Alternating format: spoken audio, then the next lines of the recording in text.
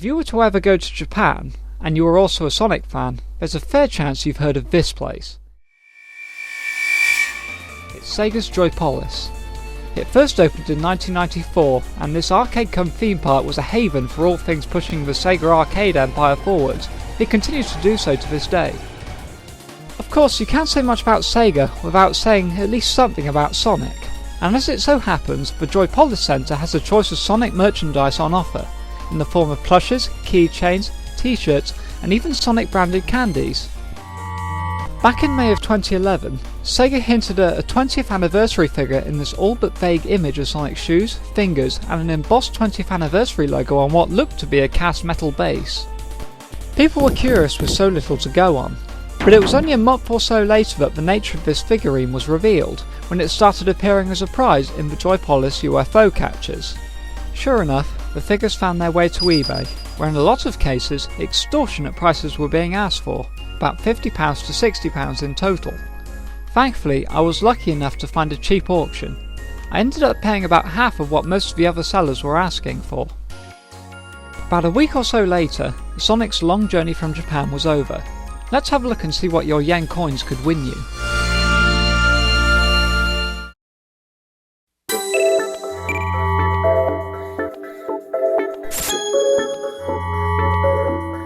Physically, the box shares many characteristics that are typical of box UFO machine prizes.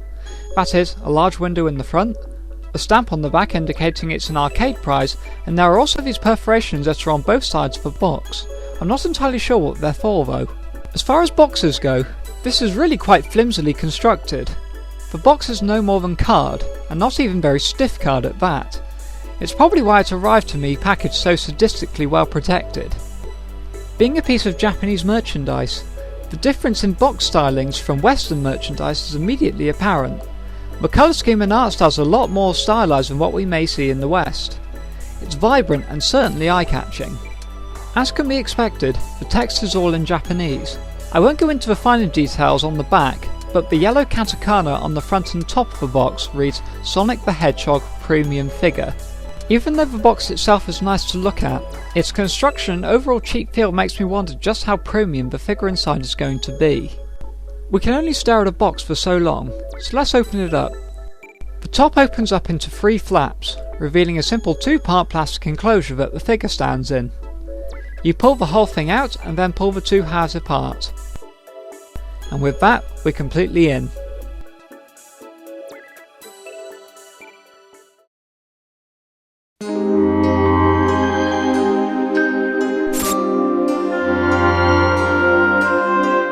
In the last section, I mentioned how the overall box of this figure was a poor effort construction-wise, and it had me wondering whether or not we would be seeing more of the same quality with the figure itself.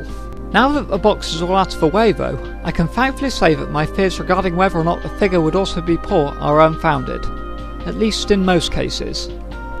Going into some details about the figure's dimensions, this Sonic stands about 19 cm from head to base, and quite surprisingly has a solid and weighty feel to it, weighing in at 325 grams, or 11¼ ounces if you're working in Imperial. The figure itself is made from a type of solid plastic.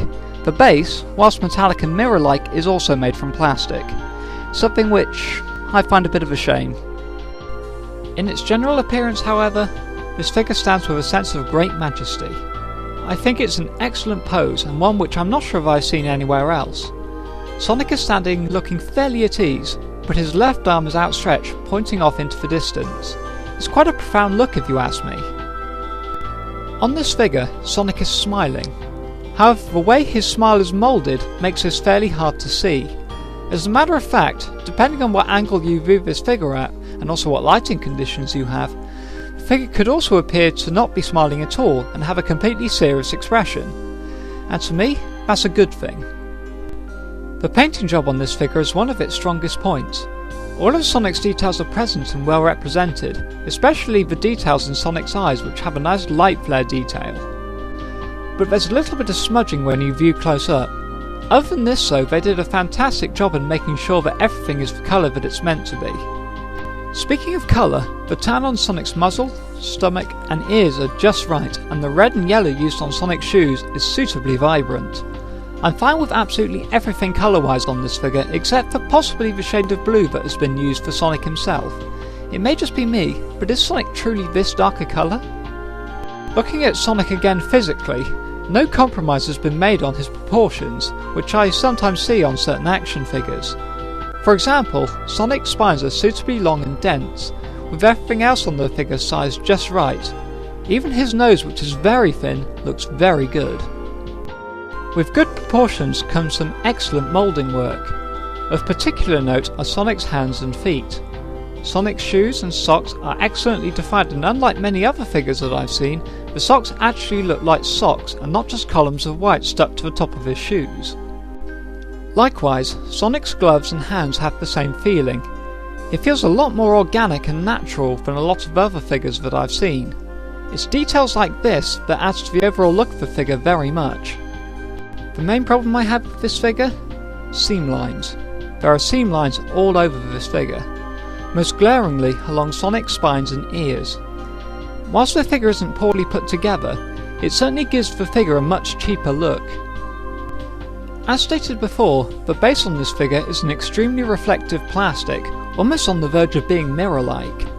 Whilst I'm disappointed that the base isn't actually made of metal, from a distance nobody's really going to notice unless they inspect closer. This mirror effect on the base also brings out some surprising and amazing details. If you look closely, you can see that the mirror reveals a small amount of the bottom of Sonic's shoes, showing that there are groove details along the length of his sole. The fact that this detail is even here is something I find amazing, even when normally it would be so difficult to find. As can also be seen, the 20th anniversary Sonic logo is extruded out of the base between Sonic's feet. The embossed look of the logo adds an excellent dimension to this figure, and it's excellent to see that this is incorporated instead of a sticker.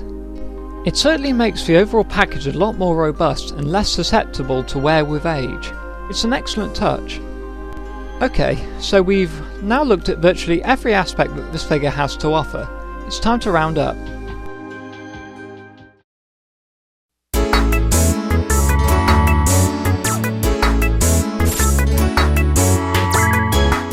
After all of this, what are we left with?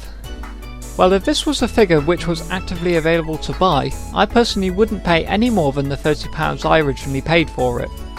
There are all sorts of little notions here and there which make the overall package seem quite cheaply made in places. But what is good about this figure is certainly very good. The moulding work in most places is masterfully done. Maybe this Sonic is a bit darker than I would have liked, and some of the scenes are more glaring to look at than others, but it stands as a very good contemporary Sonic piece with a lot of surprising little details. I suppose with a figure like this, it's important to remember that if you choose to buy one of these, you're not buying into a finely produced piece of merchandise, but into what's likely to become a rare piece of 20th anniversary memorabilia in the future. If you're among the die-hard Sonic collectors, this is a very nice figure that's certainly worth looking at and picking up. If you're not an avid collector, or are expecting something exquisitely produced and finished, exercise caution, as prices can reach some unbelievable amounts, especially if customs decides to get involved. It's a very nice display piece, don't get me wrong, but just shop around to see if you can find a good price. Even though Sonic has seen dark times before, he has survived 20 long years, and from the looks of things, this Sonic, like me, is looking forward to the next 20.